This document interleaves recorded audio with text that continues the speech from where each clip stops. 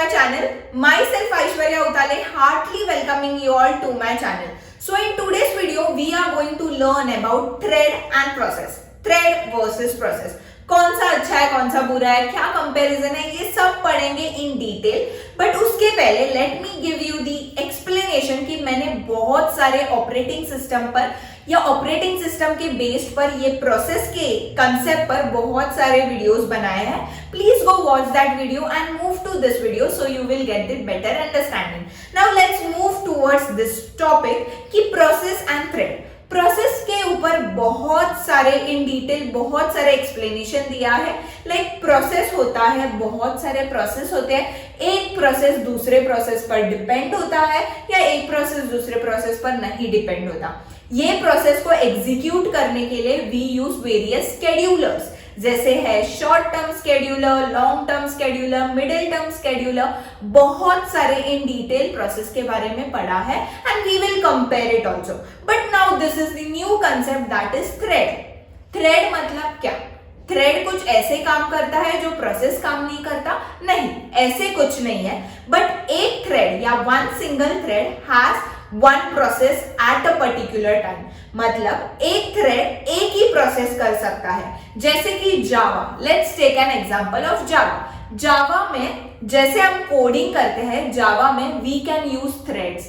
मतलब जो थ्रेड का जो सिस्टम है, let's take an example of a function.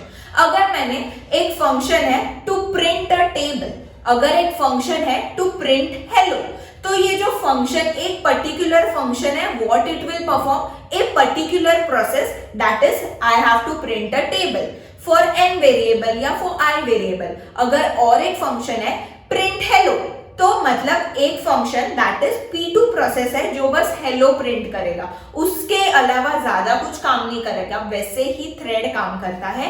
एक पर्टिकुलर थ्रेड एक ही काम करता है, दैट इज एक ही प्रोसेस एग्जीक्यूट करता है. इसलिए थ्रेड को एक न्यू नाम दिया जाता है दैट इज लाइट वेटेड है. मतलब उसको ज्यादा वेट नहीं है, ऐसे नहीं है, बट उसको एक थ्रेड बस एक ही काम कर सकता है, उससे ज्यादा नहीं. That means a particular thread can do only one process at a given time. Okay, so thread जैसे प्रोसेस में शेयर्ड मेमोरी होती थी, वहां एक सेम एड्रेस स्पेस होता था. वहां अगर मैं एक सेम यूनिक या यूनी प्रोसेसर लूं तो बस एक ही सिस्टम या एक ही मेमोरी में प्रोसेसेस बहुत सारे वर्क करते थे. Is this possible in thread? Definitely it is possible. But thread में एक यूनिक फीचर आता है दैट इज इसका जो CPU स्टेट होता है, जो कहाँ से कहाँ वर्क करता है, और इसका जो स्टैक होता है, स्टैक डेटा स्ट्रक्चर का पार्ट है जो मैंने पढ़ाया है. प्लीज गो वॉच इट अगर नहीं पता है. तो ये जो स्टोरेज मेमोरी या स्टोरेज यूनिट यूज करता है, स्टैक एंड CPU स्टेट होता है, इसका अलग होता है हर एक थ्रेड का. But thread has the common thing that is address space. हमेशा थ्रेड के सभी थ्रेड के सेम होते हैं. सो ऐसे कुछ नहीं है कि थ्रेड यूनिक है एंड ऑल, बट थ्रेड में CPU status and the stack जो डेटा होता है वो हर एक थ्रेड का अलग होता है. एंड हर एक थ्रेड में एड्रेस स्पेस शेयर होती है या सेम होती है. तो और क्या फीचर है जो दोनों में कॉमन है?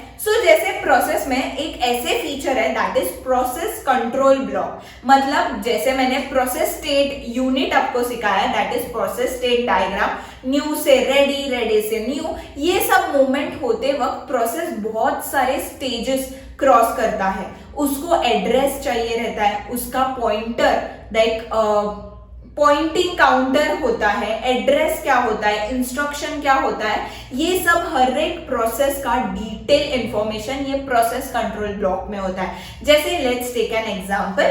अगर हैज एन इंजीनियर या has any professional career a person is doing, a person has his resume जिसमें उसका नाम लिखा जाता है, उसके 10th के मार्क्स लिखे जाते हैं, उसके 12th के मार्क्स लिखे जाते हैं, उसके प्रोजेक्ट्स के बारे में लिखे जाते हैं, उसने क्या क्या और स्किल्स है वो लिखे जाते हैं. ये सब जो डिटेल होता है एक रेज्यूमे पेपर पर, वैसे ही पूरा का पूरा डिटेल एक पर्टिकुलर प्रोसेस का होता है जिसका नाम रेज्यूमे नहीं होता, जिसका नाम प्रोसेस कंट्रोल ब्लॉक होता है, जिसमें सभी स्टेट या जो प्रोसेस अगर रेडी में है तो रेडी स्टेट में है, ऐसे पूरा का पूरा डिटेल वो ब्लॉक में लिखा जाता है.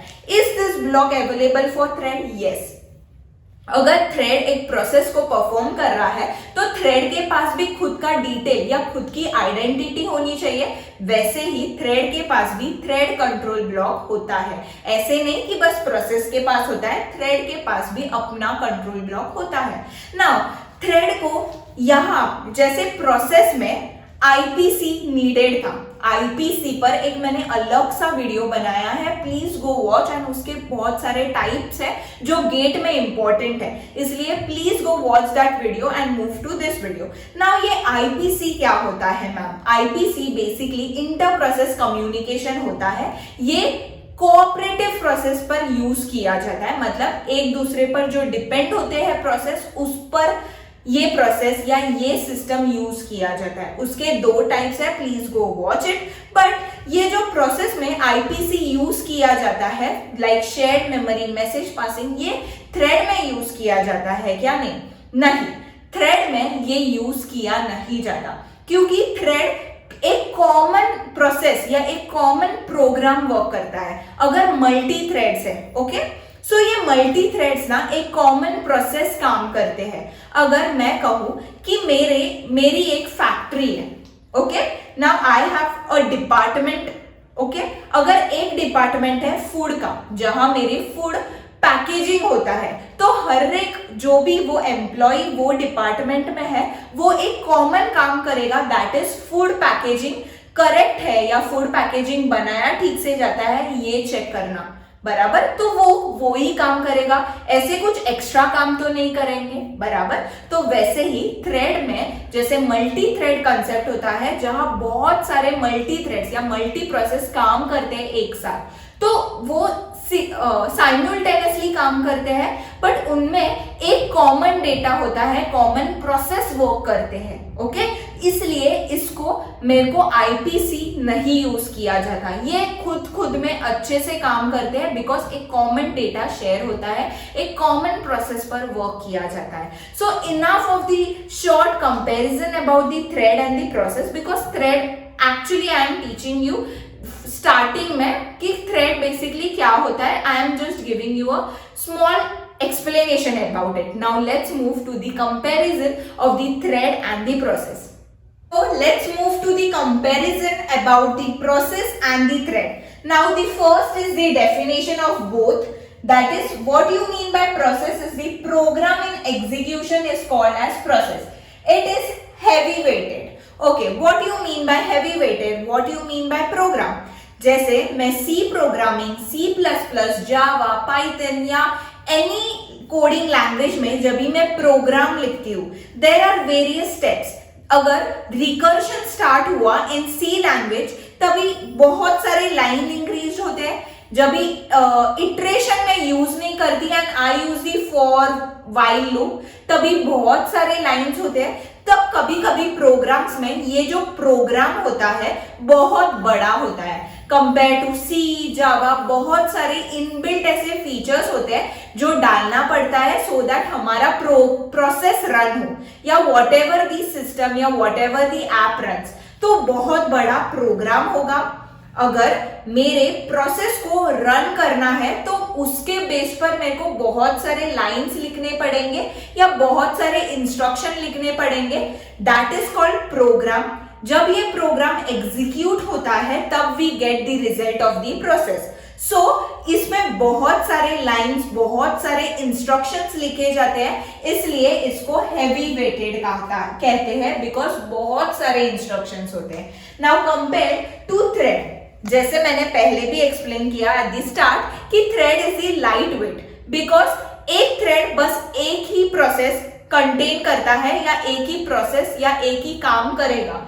Thread is a part of a process. मतलब जैसे मैंने एग्जांपल दिया, आई own a company.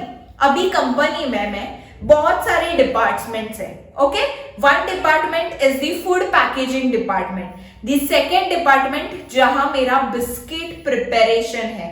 The third is where I export and import department. So ये जो पैकेजेस है ये पूरा एक प्रोसेस है, ये मेरी एक कंपनी पूरा मेरी प्रोसेस है, तो हर एक प्रोसेस को मैंने डिवाइड किए इन वेरियस डिपार्टमेंट। तो वैसे ही एक प्रोसेस को बहुत सारे थ्रेड्स में डिवाइड किए जाते हैं, that creates a multi thread, जो कि हर एक प्रोसेस को एक इंफॉर्मेशन दी जाती है या एक पर्टिकुलर इंफॉर्मेशन दी जाती है। ओके, और हर एक प्रोसेस जो एक प्रोसेस है उसका एक सब प्रोसेस एक थ्रेड में होता है, इसलिए क्या लिखते हैं, thread is a part of the process and it is light weighted. So very important thing in your exams, any engineering, computer science and IT exams में ये हमेशा आता है कंपैरिजन, और गेट में भी इट इज यूजफुल बिकॉज जैसे information मिलती है everythings get clear more properly, इसलिए comparison. Okay, now let's move to the second, that is context which take more time, context which takes less time। Basically context switch क्या है, अगर let's take an example of a WhatsApp message, अगर मेरे बहुत favourite person ने मुझे reply दिया, okay, but मेरे नॉर्मल फ्रेंड्स भी मेरे साथ बात कर रहे हैं, मैंने पहले मेरे एक नॉर्मल फ्रेंड को रिप्लाई दिया, देन मैंने सेकेंड नॉर्मल फ्रेंड को रिप्लाई दिया, but after then I saw a pop message of my best friend कि यार मिलते हैं, then I will झट से open my best friend वाला chat because she या he is very important for me, बराबर। वैसे ही यहाँ क्या होता है context switch में, मैं क्या किया, मैंने ये दो मेरे नॉर्मल फ्रेंड्स हैं उनके मैसेज मैंने रोक दिए for certain time and I just switched my chat box to my best friend।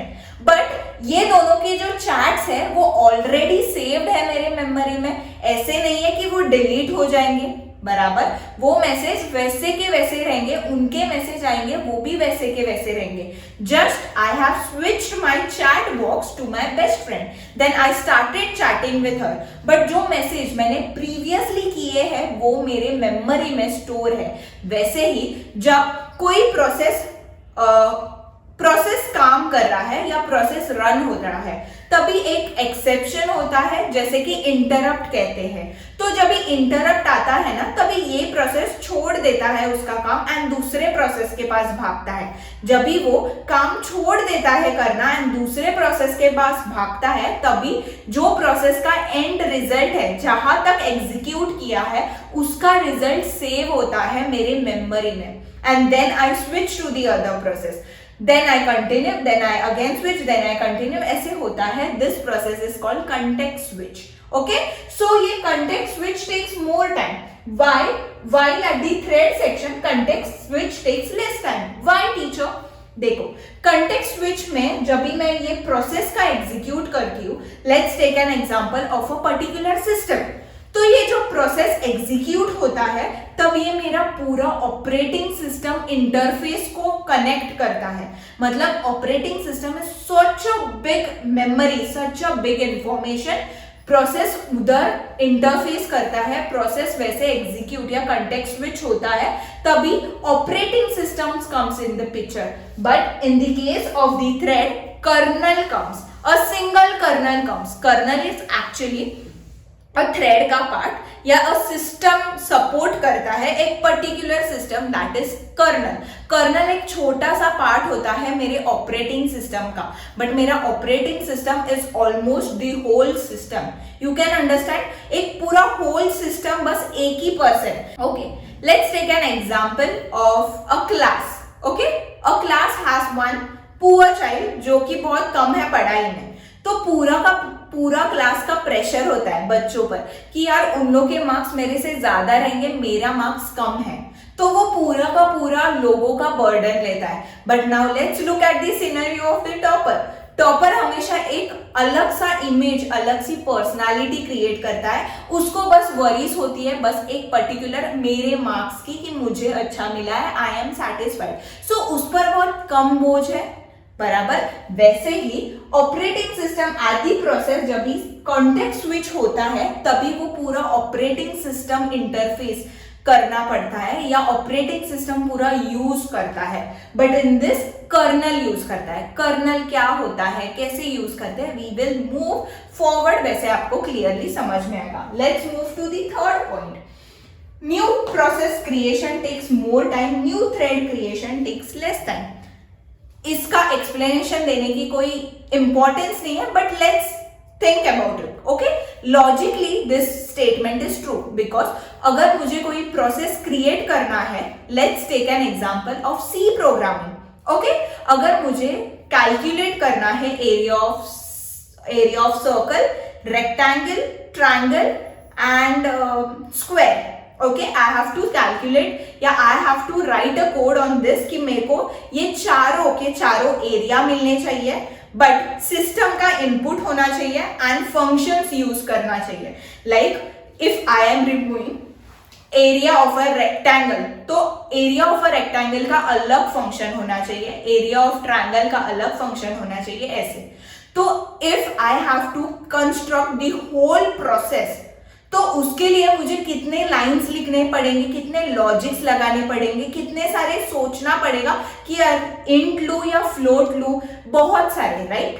But in the thread section, why thread is easier to create? Because thread is a particular function.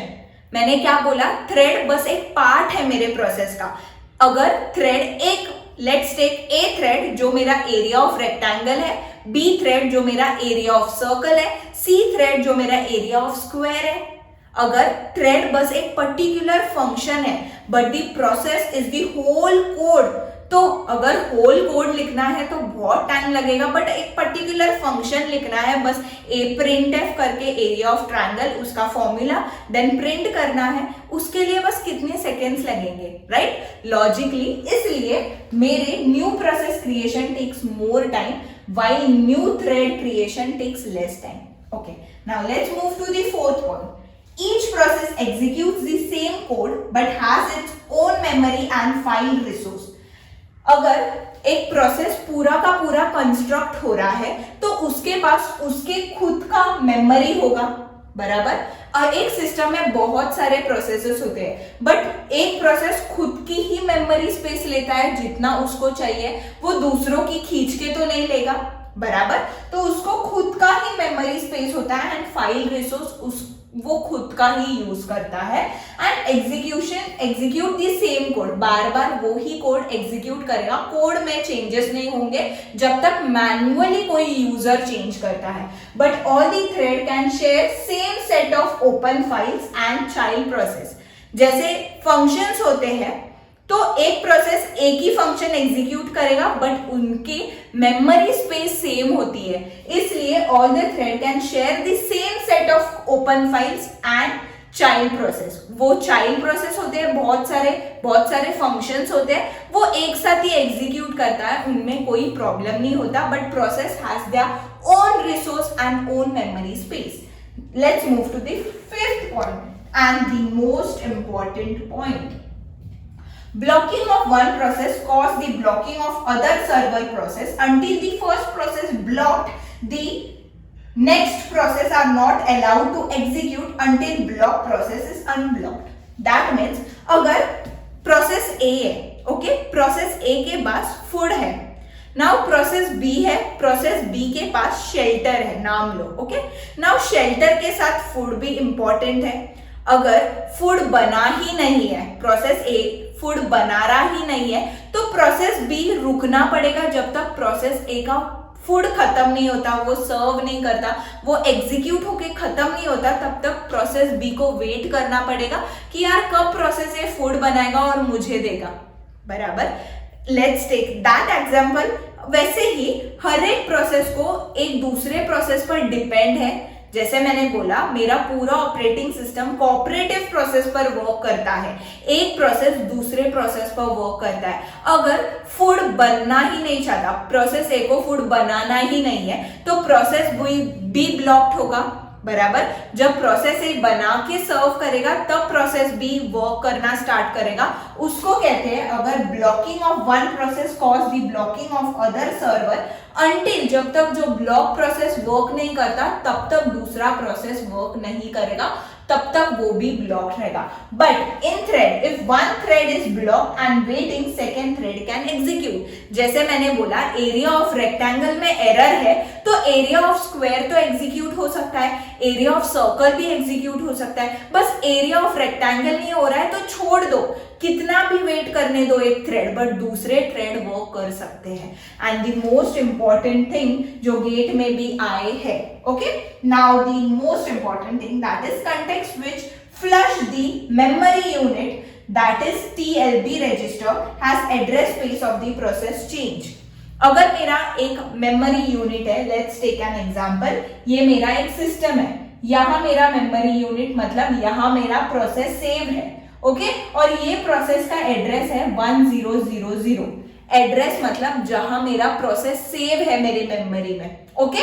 Now ये process अगर 100 में execute या store है, अगर कोई reason या context switch के वजह से ये प्रोसेस जो 100 में सेव था वो प्रोसेस अगर 1002 में स्टोर हुआ, अगर एक प्रोसेस जो 100 में स्टोर था कंटेक्स्ट स्विच होने के कारण वो प्रोसेस 1002 में स्टोर हुआ, तो उसकी मेमोरी चेंज हुई, उसका एड्रेस चेंज हुआ, तो जो रजिस्टर यहां यूज किए जाते हैं स्टोरेज के टाइम वो फ्लश कर देना पड़ेगा, बराबर. और वो न्यू मेमोरी के पास जाएगा तो न्यू रजिस्टर अडैप्ट करना पड़ेगा. But in the thread no need to flush the TLB, because इसमें हर एक प्रोसेस अगर एक particular function, let's take an example area of rectangle जो वर्क नहीं कर रहा था, अगर वो कंटेक्स्ट स्विच के बाद वर्क करना स्टार्ट किया बट उसका एड्रेस चेंज हुआ तो बाकी के एड्रेस तो सेम जगह ही वर्क करेंगे, बस वो एक थ्रेड के लिए पूरा थोड़ी हम कंटेक्स्ट स्विच करके दूसरे जगह लाएंगे, नहीं. इसलिए ये प्रोसेस का TLB वैसे ही सेव होगा, no flushing of any register, but in process we are flushing the register. Understood this comparison of the thread and the process? I hope you enjoyed this comparison. It is very important for your exam. All the engineering students of IT and CS, please watch this video till the end. अगर कोई doubt है तो please rewind back and again देखना, कोई reason सबको valid नहीं लग रहा है, प्लीज अगेन नोट करना, लिखना. This comparison is very important. That's it for today's video. I hope you enjoyed it. Please like share this channel so that हमेशा ऐश्वर्या पॉपअप होगी कि आज कोई तो नया वीडियो डाला है. That's it for today's video. Bye bye.